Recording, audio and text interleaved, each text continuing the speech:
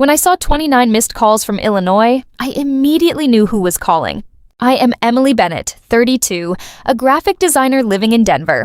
I had spent 20 years building a life far away from my childhood, but one phone number suddenly brought everything back. When I was 12, my parents abandoned me inside Chicago Union Station as a joke.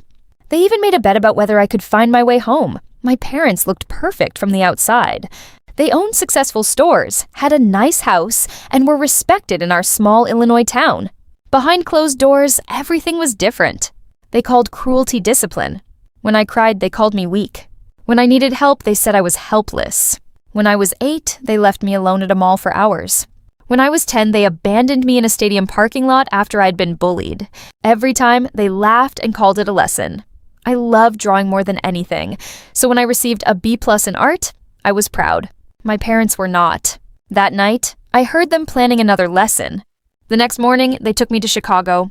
At Union Station, my mother told me to wait near a pillar while they moved the car and got lunch. She promised they would return soon. They never did. Hours passed. I had $9, no phone, and no idea how to get home. Then I saw our car outside. I ran toward the window, relieved to see my parents. Instead of stopping, they slowed down. My mother lowered the window and told me they had bet on whether I could find my way home alone. Then they drove away laughing. I stood there completely frozen. For the first time, I understood that my fear was not an accident. It was their entertainment. A station employee named Elena eventually noticed me. When she asked if I had eaten, I broke down and told her everything. Police arrived, checked security footage, and contacted my parents.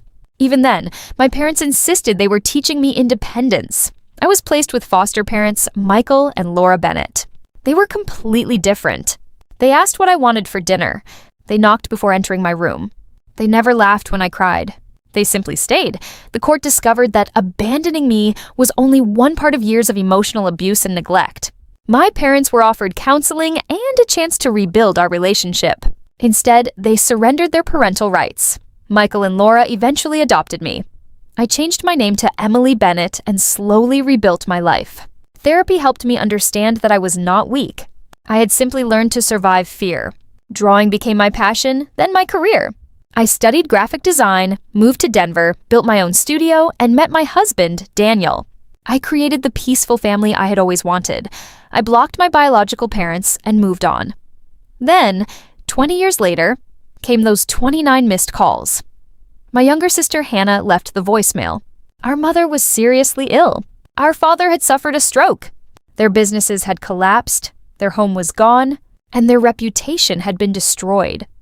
The truth about what they did to me had finally become public. Hannah had also discovered the truth after becoming a mother herself. She found the old court records and realized our parents had lied to her for years. She had cut contact with them too. My parents wanted me to come back. I decided to visit them, but not to save them. When I entered my mother's hospital room, she cried. My father said they had made mistakes. I told him what they did was not a mistake. They deliberately left a 12-year-old girl alone in a city she did not know, watched her panic, and laughed. My mother asked if I could forgive them.